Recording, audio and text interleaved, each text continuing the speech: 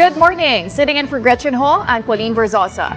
It is Wednesday, the last day of 2025, and we're bringing you Morning Matters because your mornings matter.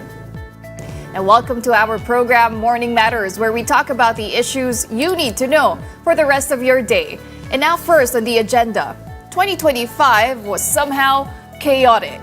A year marked by shocking crimes, bitter politics, and public outrage reshaping the country's political and social landscape.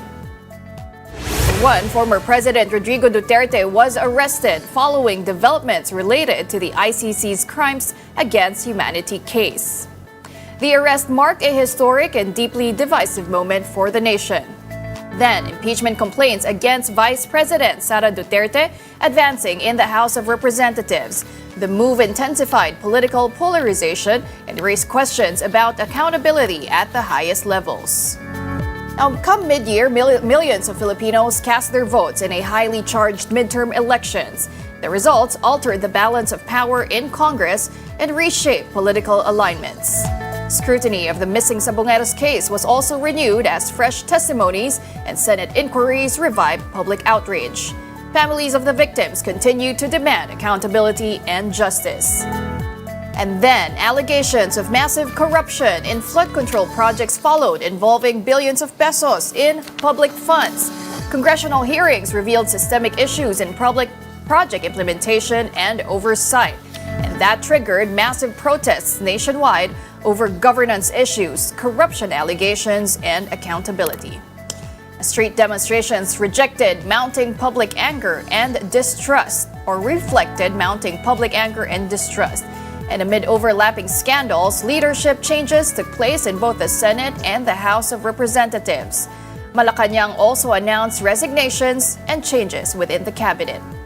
Now, meanwhile, tensions between President Bongbong Marcos and Senator Amy Marcos escalated after allegations of illegal drug use surfaced.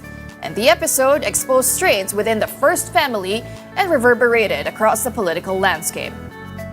And then another major headline, the death of former DPWH Undersecretary Maria Catalina Cabral. And this comes amid conflicting statements among lawmakers, including Representative Leandro Leviste, who claims he is in possession of her files. And the year closed with fierce debates over the national budget, including alleged insertions and reallocations. And delays in approval capped a turbulent year in Philippine governance.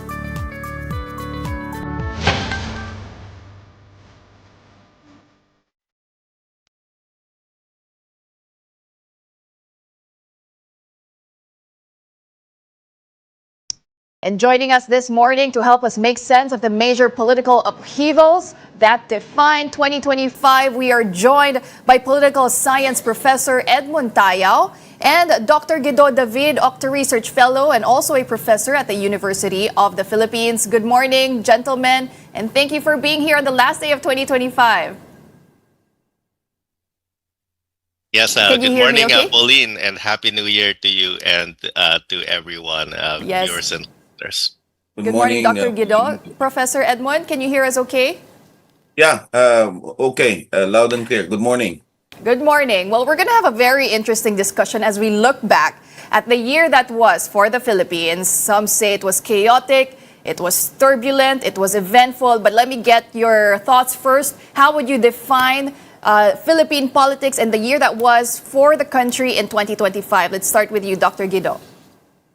Well, I think you took the words out of my mouth, Pauline. It was chaotic, and I think it would continue to be chaotic in some sense. The exposure of corruption in the Philippines was something major, and I think that involved the public. I mean, before the public were mostly just viewing this in a lens and just watching it like a teleserye, and that was happening during the ICC arrests and the impeachment complaints.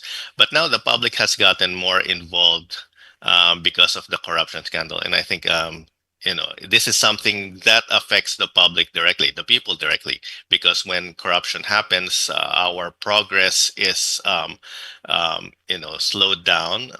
We're not getting as much progress as we should be economically, and it affects the people. And the life is not so easy. Life is hard, and when we see that some people in power are enjoying wealth at the expense of our own taxes paid, then it affects the public directly. So I think that this will definitely continue in 2026. Well, you're right, Dr. Guido, right? It's like it seems it got more personal for Filipinos because now we see how we are really affected, how our Yes. taxes are being misused and spent for other anomalous interest projects. But what about for you, Professor Edmond? Is chaotic also the same word you would use to describe 2025? And I wanted to ask you if there were already indicators for you in 2024 about what we were in for this year. Well, I'm more optimistic, really. No, I'm inclined to describe 2025 as a crossroad. No, we've reached a crossroad in the sense that I see this more as an opportunity as well. No, alam mo, when there's a disruption, that's also an opportunity for us to reconsider a lot of things. And yes, back in 2024, somehow we were already expecting, no, some was this a political separation, no, that would escalate, no. But it was kind of a surprise, no, that it turned out so much more than that. And as it is right now, I call it a crossroad because at the very least, no, we're starting to really reconsider many of our previous conceptions about politics, particularly how we've been was this measuring our political leaders.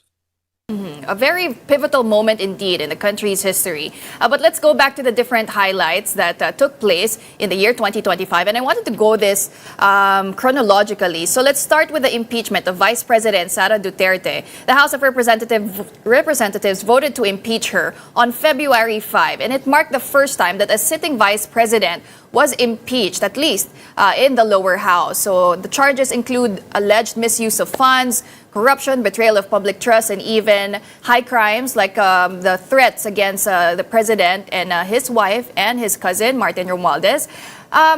Dr. Guido, how would you assess how the whole impeachment process unfolded, and what does that tell us about the process of accountability in the Philippines?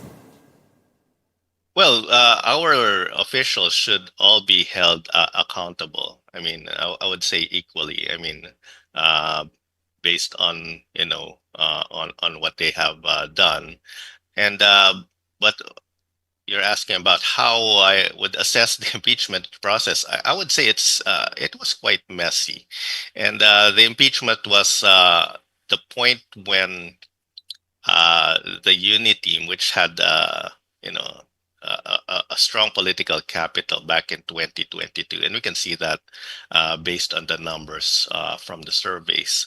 Um, that was when it really started to implode as far as the unit team was concerned. Back in 2022, 2023, even 2020.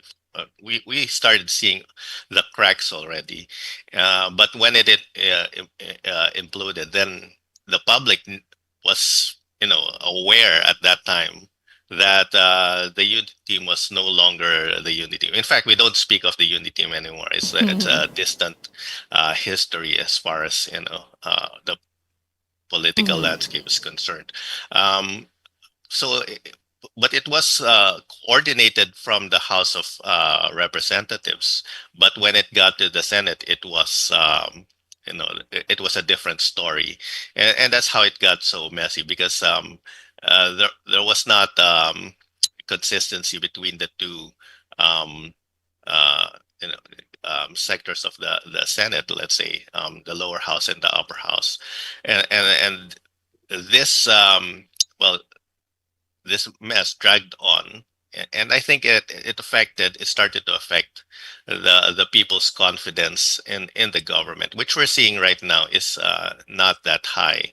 And we're also seeing it in the survey data that the confidence right now is not that high, and we are also seeing it internationally, not just from the public but also from foreigners, from foreign investors.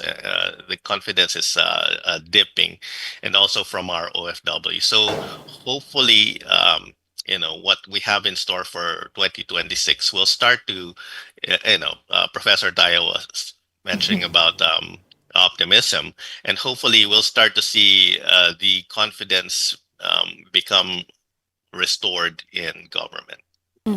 Well, just to recall that this impeachment process actually took months, right? The Senate sort of dribbled on this, as some would say. They deferred it. They even remanded the complaint back to the House of Representatives. And they didn't tackle it until they resumed session. And then you have the Supreme Court also ruling parts of this impeachment complaint unconstitutional, which ruled it effectively postponed until 2026. For you, Professor Edmond, how do you see this unfolding next year? Do you think an impeachment process or an impeachment complaint would be ripe next year for Vice President Sara Duterte? Ang tanong diyan kung posible pa, no? Now Ayun. that you mentioned the Supreme Court. And in fact, the Supreme Court that we have today is Supreme Court that's, I don't know if comparable to the previous Supreme Courts, no? I mean, we've seen not only the Supreme Court's interesting, no? And that's the only way I can describe, no?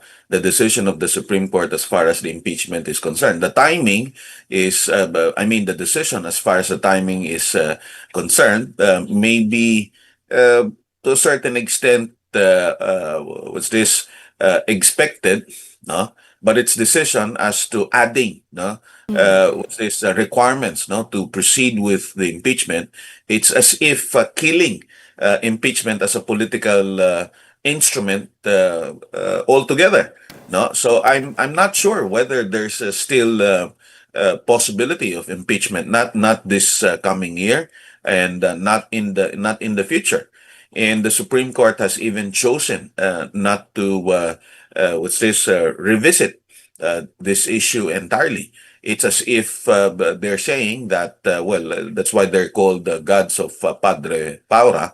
No, it's as if they're free from any mistake. No, it's so unlike many Supreme Courts that have reconsidered many of its decisions before.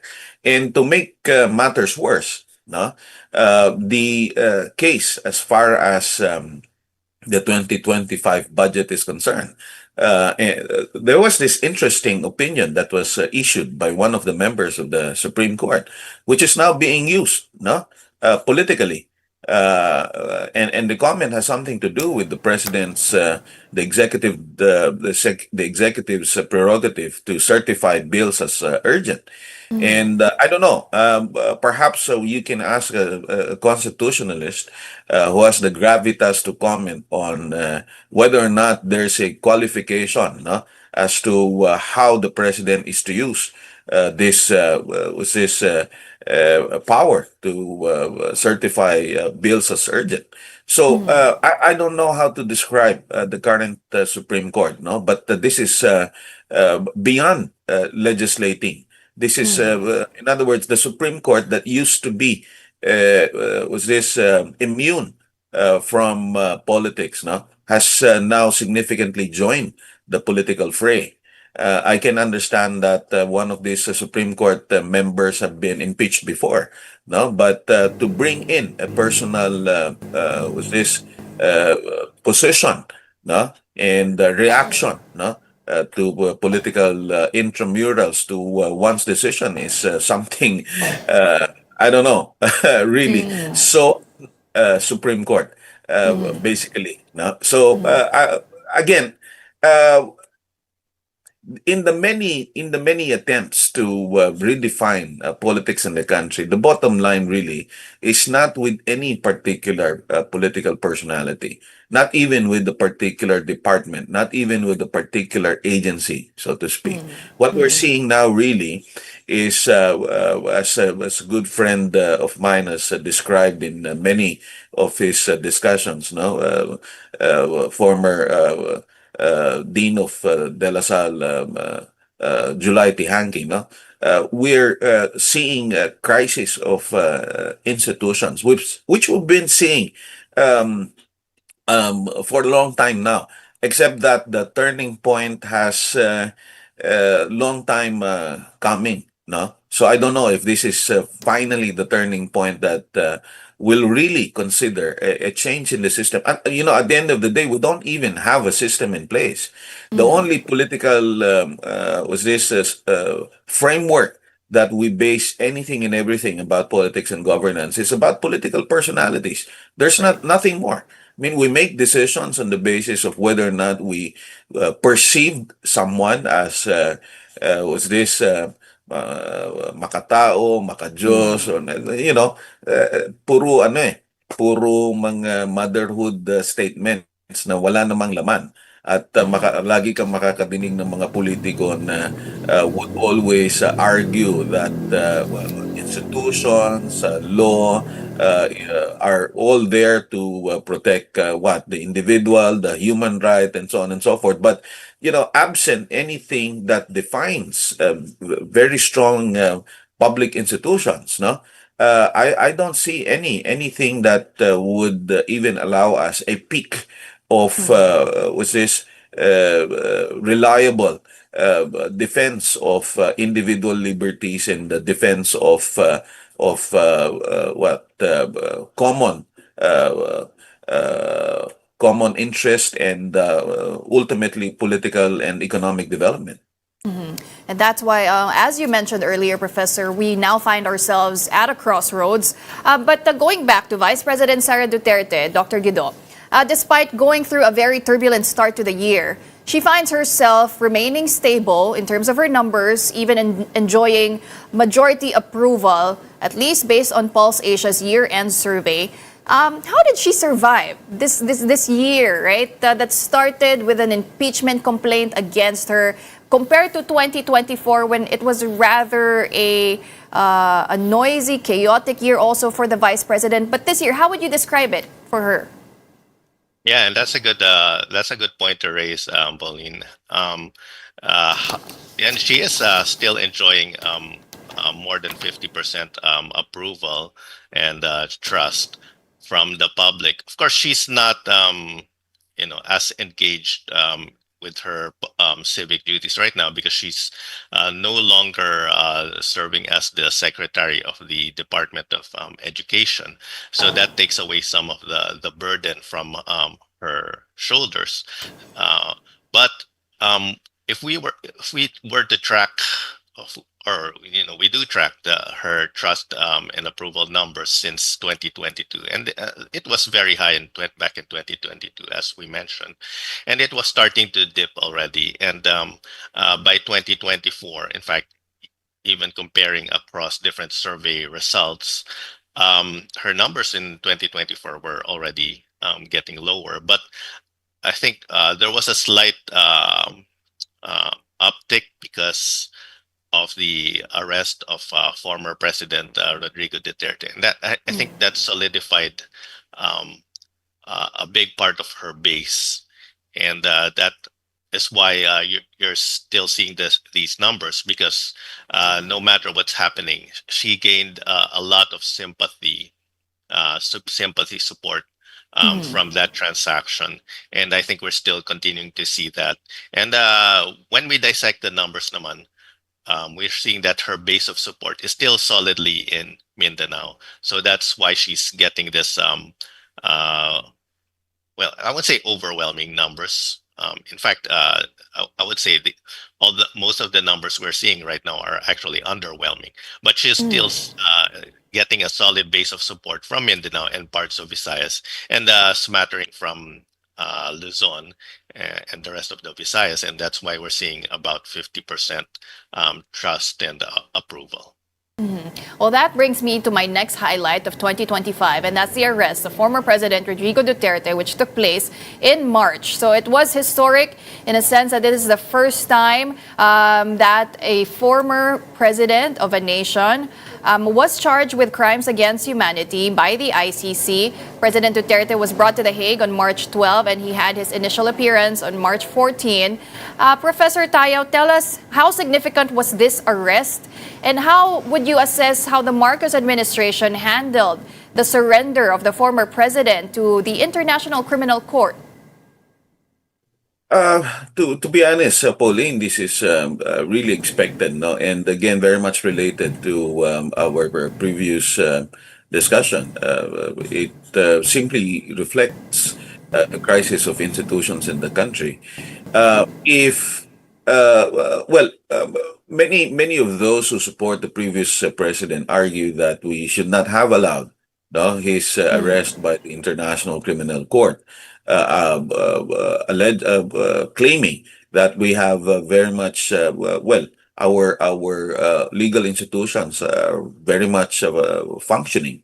That is true, but functioning only as far as ordinary individuals are concerned.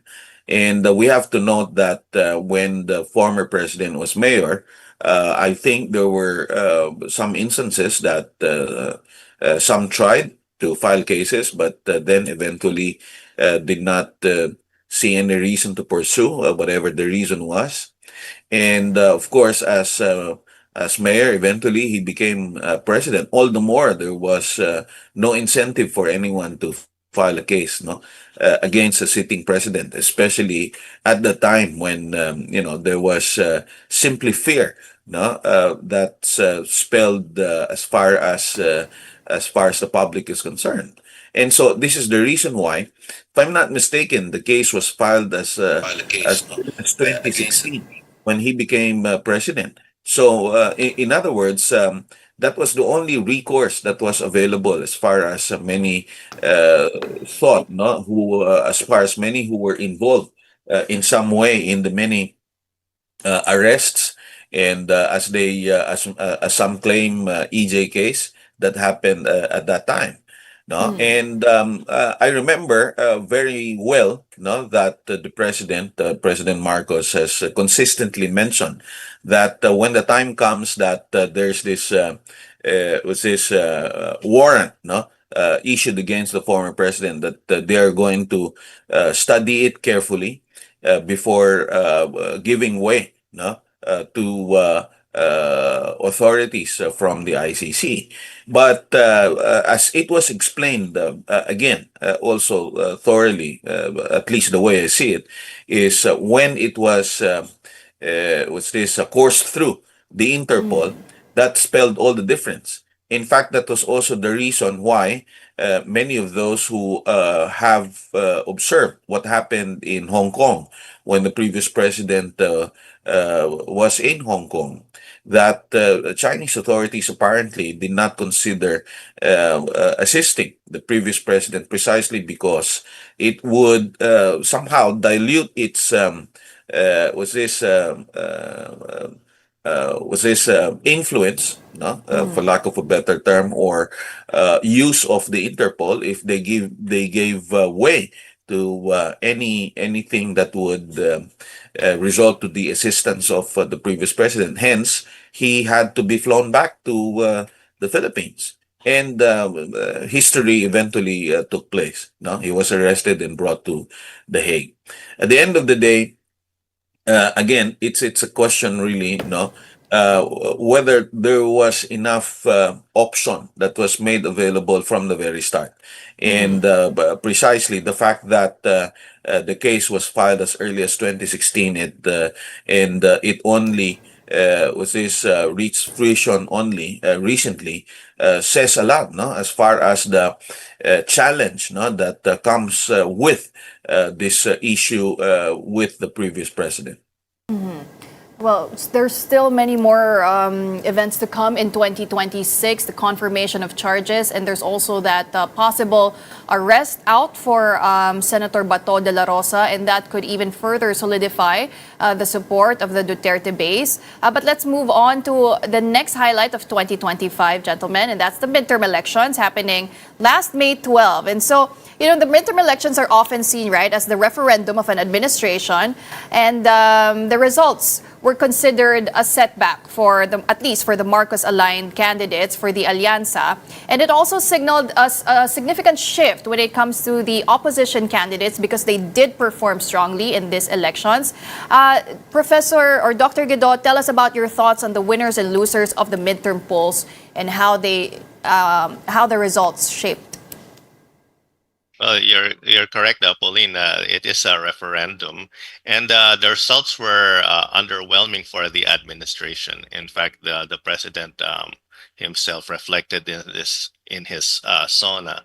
But it was not also it was neither a major victory for the side of the Dutertes, because as far as I'm concerned, well, as far as well, except for Senator Marcoleta, the other two candidates were expected to win, Senator Bongo and Senator Bato de la Rosa that you mentioned. Um, so what we're seeing actually is sort of a shift, and you're right, Pauline.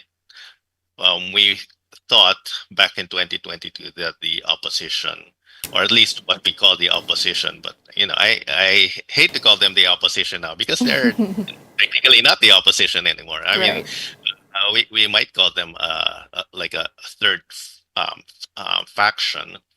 But as far as they're concerned, they have become more relevant, and in fact, not just more relevant, but definitely something that can be looked at, because our own data shows that there is a significant portion, maybe 30 to 40% of the public, who identify themselves as independent.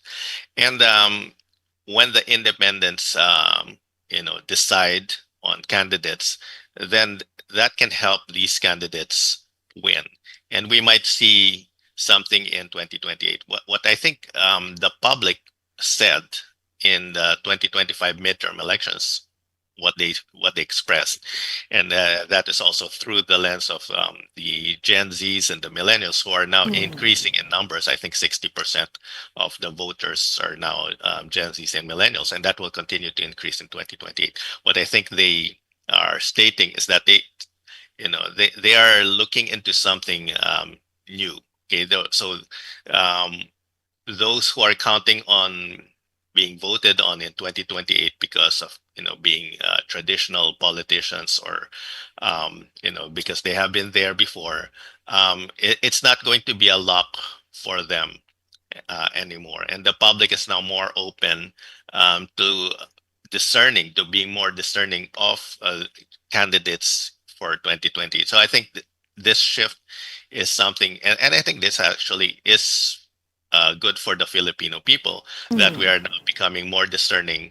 We're becoming smarter in how we choose our candidates. Well, you're right, Dr. Guido, because it was really the first-time voters and the young voters who helped shape the outcome of the midterm polls. But Professor Tayo, what's interesting about the last midterm elections was that it delivered results that didn't really fully reflect earlier survey predictions, right? That was a bit controversial. So what lessons do you think survey firms and politicians could take from that midterm elections?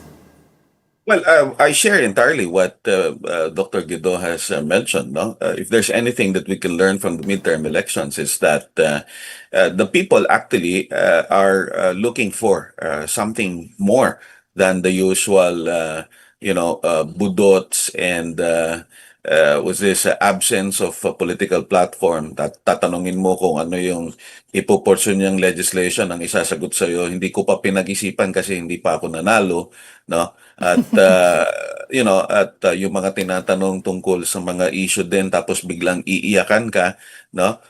Yung mga ganon, these are no longer acceptable as far as the Philippine public is concerned. And if there's any message that we can take from the result of the midterm elections, to my mind, it's not about whether the administration lost or the opposition, if there's even such a thing as opposition in the country is concerned, won, no, or gained, and so on and so forth. Because at the end of the day, if indeed the opposition, what we call or what we see as opposition, really gained, they could have won all the 10 positions or all the 10 candidates that they had in the slate, and plus two of those they have supposedly campaigned for and endorsed, no? Kasi sabi nila yung endorsing power down, no? Significant kasi nanalo yung mga in-endorse. Eh lahat itong 10 kandidato nila sa slate, no? Plus the two other non-member of the slate, no? Were all endorsed. So dapat nanalo itong 12 na to, or at least 8 o 9 o 10 doon sa mga nanalong yon, no? So to my mind, the ones who were chosen were seen by the many voters, including the Gen Zs that was mentioned by Dr. Guido earlier, no? They're seen as very much different, no, from the usual pile of political personalities that we've always been seeing. Of course, meron na namang magpipiloso po dyan. Bakit nanalo si Tito Soto? Bakit nanalo si ganito? Whether you like it or not, if I'm not mistaken, Tito Soto has been probably the OG, so to speak, in the Senate. No, he's been there since the 90s. No? So, in other words, even with a similar background, no, the experience speaks volumes as far as the qualification of the guy is concerned. No, another philosopher will say, bakit si Lito Lapid? Yon doon wala na akong explanation, no? Kasi mahirap nang explain yon. What will the survey firms learn from it? To be fair with the survey firms, I don't think we had, no, an exit poll, no, as we usually do before. An exit poll, and perhaps Dr. Guido can speak more about it, is usually conducted days, no, before the elections, or right after voters went to vote, no. There are enumerators that are deployed in different precincts, no, and ask who they voted for.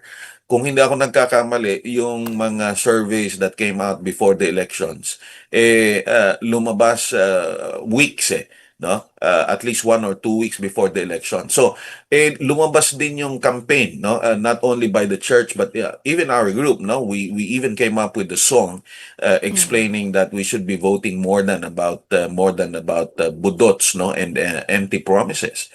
So, that to my mind, no? Somehow awoken, no? Many of those who have been, well, probably sleeping as a result of the entertainment that came along with the circus of the campaign.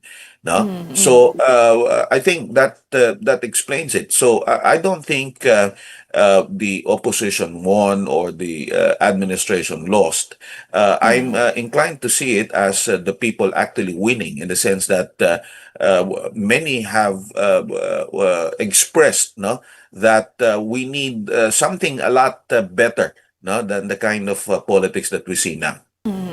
Well, that wraps up the first half of 2025. At sabi nga nila, papunta pa lang tayo sa exciting part, because in the second half of the year, that's when a lot of things unfolded for the Philippines. So mid-2025, consecutive tropical cyclones came to the country.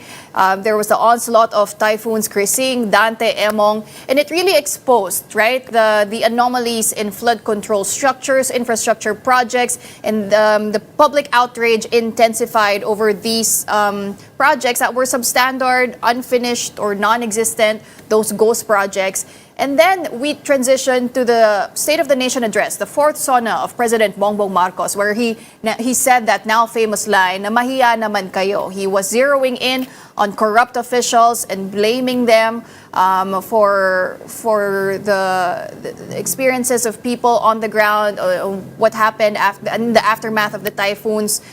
My question is for you, Dr. Guido. Was it right for President Marcos to zero in on this flood control issue? Was it right for him to focus on that, given his numbers were already dipping? I believe it was a record low already for President Marcos. Or was it a political miscalculation, given what we know now on how the investigation has unfolded? Well, it did affect his standing with the public, and I think he's you know being unfairly criticized more,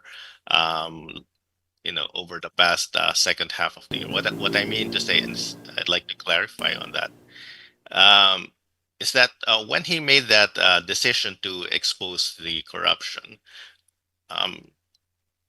he he was in effect doing it for the Filipino people, which I think may have happened. We don't know. I mean, I'm not in the inner circle, so I don't know if it was a political, politically Calculation? motivated, right? Yes, or calculation. As far as as far as a political move, that was actually negative for him. I mean, it affected him negatively, and he may have, or he may not have known that. So my point is that even if he had known that, it was actually something commendable for him to actually make that decision.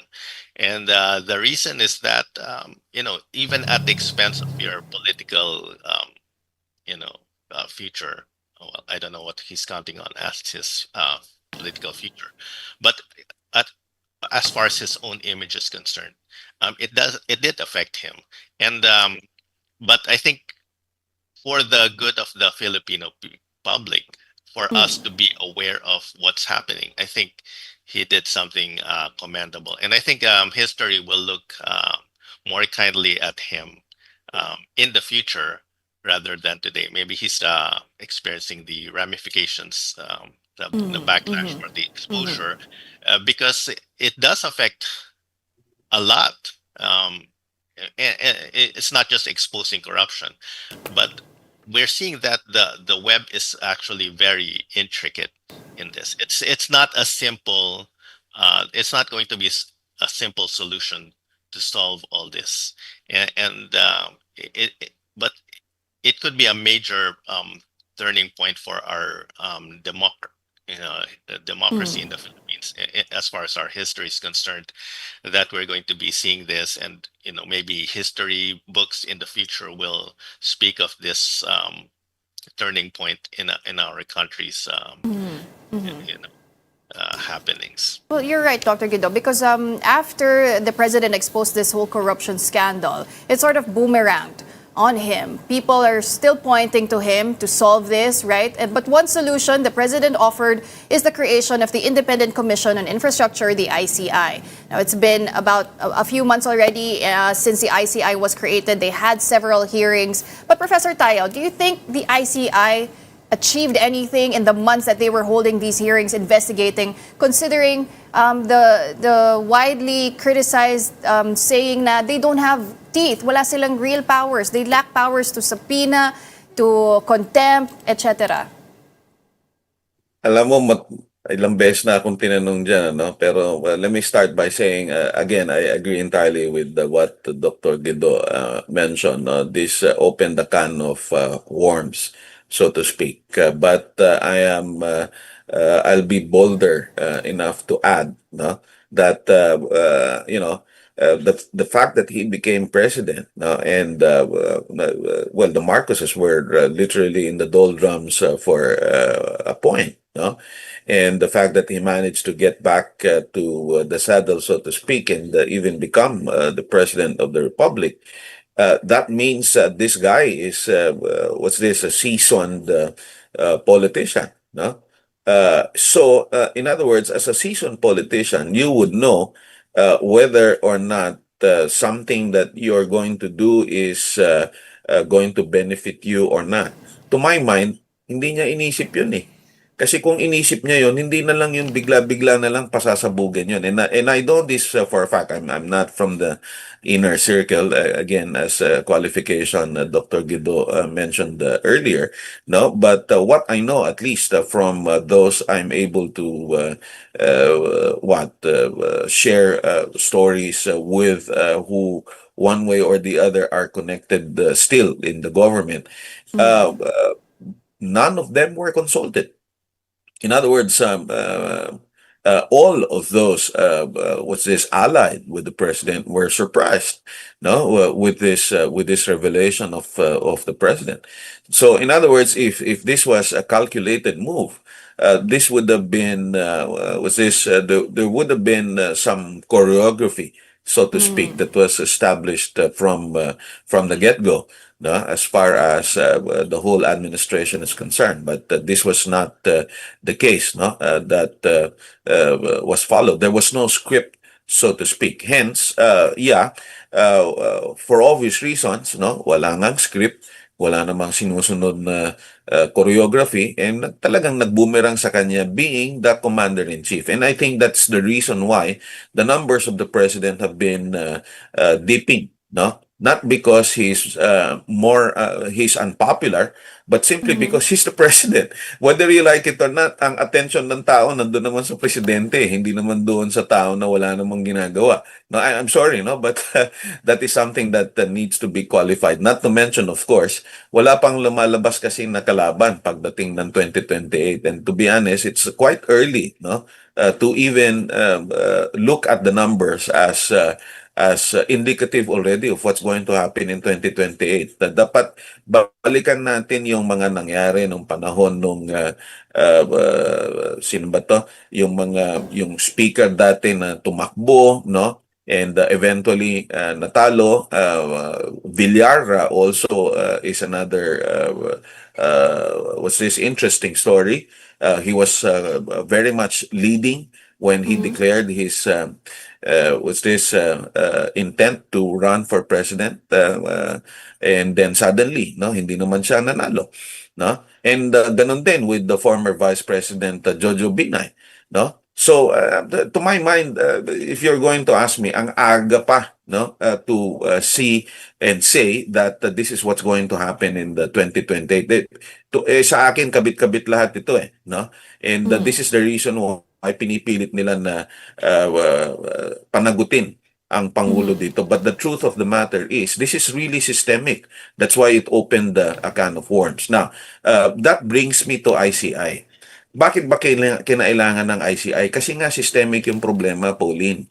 Well, we cannot just rely on our existing institutions because one way or the other, may kulang. No?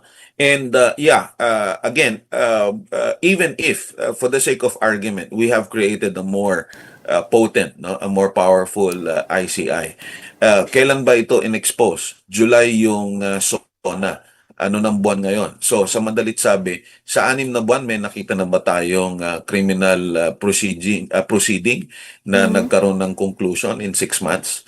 Ang problema lang, kasi nga, ang tawag dito, ginagamit, no, itong issue na ito politically, at na kumbaga parang ang sinasabi nila, there's a particular group that's free from corruption. Can you believe that? I mean, if you hear that kind of line, no, immediately it somehow leads to more questions, no? Kung akong tatanungin mo, which again, I'm sure of course nakasama sa line of questioning mo itong mga nepo babies, no? But puntahan ko na 'yon kasi hindi ko na kabit-kabit din 'yan, ano? alam mo, Yes. it's good to be vocal. It's good to be noisy, no? But the sound that comes out of your mouth should have substance. Pag tingnan mo itong mga expose ni former Congressman Saldico, ni Congressman Kiko at nito ni Leandro, ano bang meron doon sa tinatawag pa nilang Cabral files? Alam mo, kapag walang pinag-iba yan doon sa, I mean, any budget will have a list. And I'm sure everyone who actually understands how the government works knows that when you speak of the budget, there will be a list and there will be numbers there. So I mean, what's the point in saying that, hey, oh, ito pala si Guido, nag-insert ng ganitong amount. O ito pala si Ed, nag-insert ng ganitong amount. What's the point? Does it necessarily mean that because we inserted this amount, sa amin napunta yung pera? Kaya nga, ito nga, lagi kong ina-explain ito. This is the reason why there was so much was this issue in the Senate, no, for a time, because the members of the Senate were insisting, tingnan muna natin tong DPWH. Hindi dahil sa sinasabi nila na wala silang kasalanan, kung hindi, there has to be some way to tie up, no, the whole process, no, from insertion to the consummation of the project. Because it doesn't mean that because you inserted this X amount, no, that means you're already culpable, and that means that you've already abused your authority and pocketed the billions of pesos that's involved.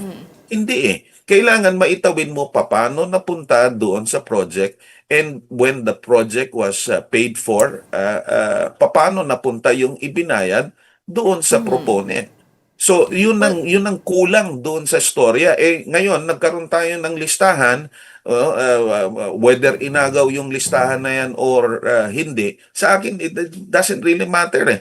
Ang question, meron bang makikita doon sa listahan? Para kang nagpunta sa, I've always likened it to, asking your house help to, you go to the grocery, there's this grocery list. Bumalik right. yung house help mo, dala pa din yung grocery list. Ibig bang sabihin na bili yung mga nandun sa grocery list dahil meron siyang dalang listahan? Hindi ganun eh, na? So, in other words, to my mind, again, these are all noise, and we should go beyond the noise. Now, whether or not the ICI has done its work or not, if I'm not mistaken, there are already some cases that are being filed left and right. It's not yet done. And I'm not even going to say close to having started the whole difficult challenge of the whole difficult was this call and mandate, no, to have all those accountable. Again, at the end of the Well, day, it's systemic, and the approach should be systemic as well. Well, you're right, Professor Tai. It really is going to take a whole process. But one thing certain is that the public is amplifying their voices. They really want accountability, and that's why there was that That's massive good. anti-corruption protests, right? That's But good. we're That's running good. out of time, and Dapat just as a tuloy-tuloy final yung note, ingay na yan. opo, so kailangan nga patuloy ang pag-iingay, demanding for accountability and transparency. But just on a final note, gentlemen, heading into 2026, so what should Filipinos watch most closely, because we are still in the midst of political instability in the Philippines? Dr. Guido, let's start with you. Well, it was already mentioned by you earlier, Pauline, and also by Professor Tayo. Now, there's a lot of, well, actually, the word you used was it's the political climate right now is chaotic.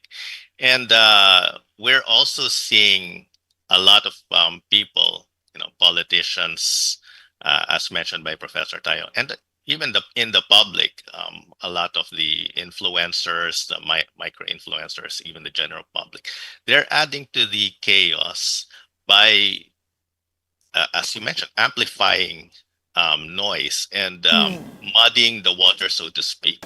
So that's why it's becoming more confusing for the general public to discern what is going on. And I think, in a way, that's part of the strategy by some. I'm not calling out that everyone's doing this on purpose. And we're definitely entering into poison politics, as they mentioned. There's a lot of ad hominem name callings that's happening. That's all adding to the noise.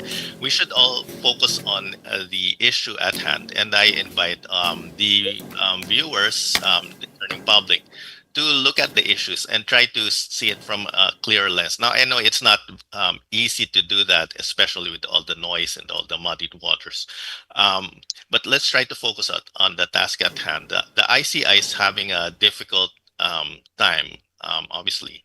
But what we heard from the ombudsman is that they're, they're doing their due diligence, and it will take some time. I know the president promised some may makukulong, and when it's taking longer, the public is losing confidence in the government systems that things will happen, and they think that things will not happen anymore. Because if we look back at in past years, there was the case of Janet Napoles, who was but aside from her, several others were charged.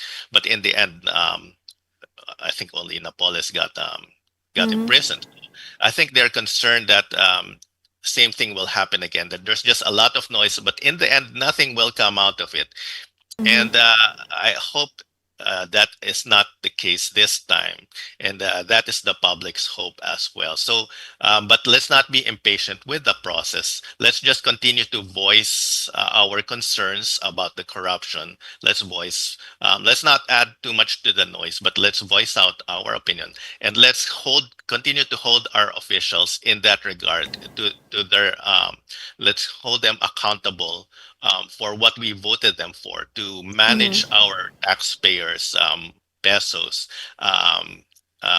responsibly. So so for 2026, I hope that we continue to keep pressure, not adding to the noise, and to be more discerning of politicians and their motives. Well, I like how Dr. Guido is now sharing that optimism of Professor Tayao as we look ahead to 2026. But just quickly, Professor Tayao, your outlook for 2026, maybe you can wrap it up in 3 words. What are 3 things you want to see happen for the Philippines next year? Ang hirap naman ng 3 words mo, Pauline, no? But I'm not going to add to what Dr. Guido has already mentioned, and I will just say I agree entirely. I will have to remind you that the West Philippine Sea issue remains, and that we're still, no, what's this, smarting, no, from sa akin, no, gamitin ko na yung tamang word, sobrang binabastos na tayo ng China. Nito na naman, there's this report that hindi na sa West Philippine Sea, nasa may Cagayan na nga, malapit na sa Cagayan, no. Apparently there's this research boat, no, that's spotted, no, by the Philippine Coast Guard, and we responded right away.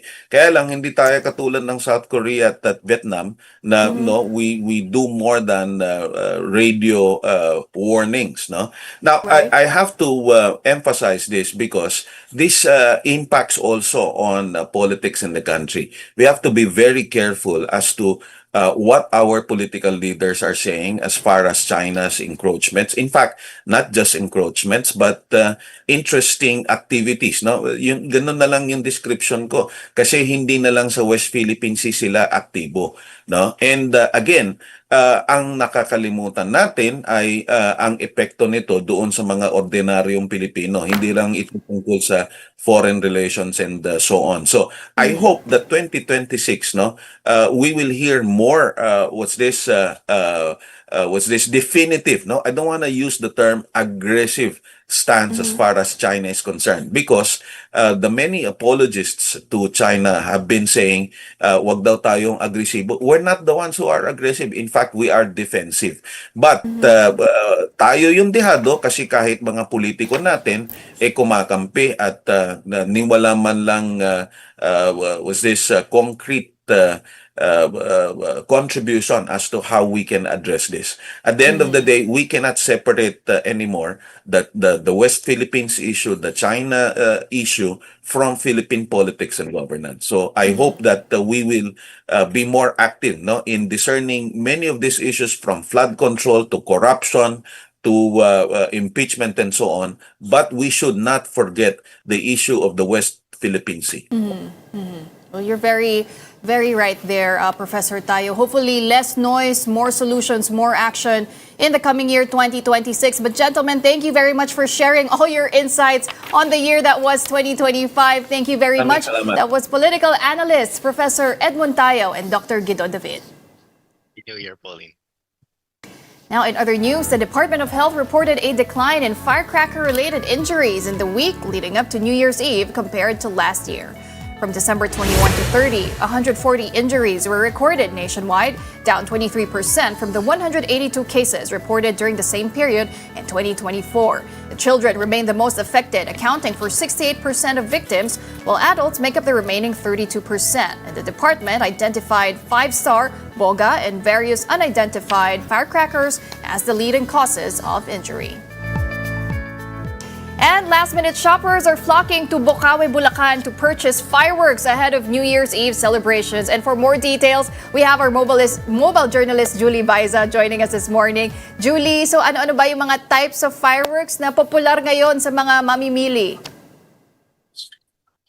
Good morning, Pawi. Patuloy nga yung pagdating ng mga bumibili dito as of 6 a.m. Marami na rin yung bumili dito sa hilera ng tindahan ng paputok. Sa ngayon, Pauline, pinakamabenta yung fountain, fireworks at lucis. Naglalaro sa 150 pesos hanggang 1,500 pesos yung presyo ng fountain. Sa fireworks, pinakamababa naman yung 900 pesos habang nasa 50 pesos naman hanggang 250 pesos yung lucis. Abot kaya, no? Kayang-kaya nung ilan sa mga namimili sa atin kasi ang mga kapatid natin naglaan, yung mga nakausap natin, naglaan sila ng 5,000 to 10,000 pesos para budget dito sa fireworks at mga paputok. Nakasanayan na daw kasi na gumamit yan tuwing magbabagong taon at pampaswerte din sa pagpasok ng taon.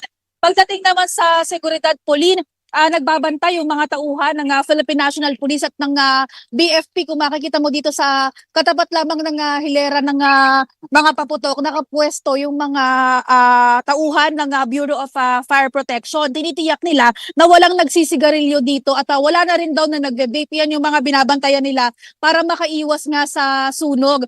Sa ngayon, wala pa namang naitatalang anumang insidente. Bukod sa may isa daw foreigner na nagtangkang mag-sigarilyo the other day at kaagad naman daw na napagpaliwanagan at napigil para ma-make sure na ligtas itong paligid. Namimigay din yung BFP ng mga leaflets na may paalala para sa publiko. Una, kung hindi nga daw maiiwasan yung paggamit ng mga paputok at pailaw, kapag ka daw hindi na sumabog, maghintay muna ng 20 minutes, wag nang sindihan ulit at buhusan ng tubig at saka i-dispose na maayos para ma-make sure nga yung kanilang safety. Pero ang hinihiling nga sana nila kung maaari, wag nang gumamit ng paputok, magturo torotot na lamang at saka gumamit na ibang pailaw. May mga torotot din naman na ibinebenta dito sa Bukawi. So marami pa bang supply para sa mga last minute nabibili ng paputok dyan sa Bukawi?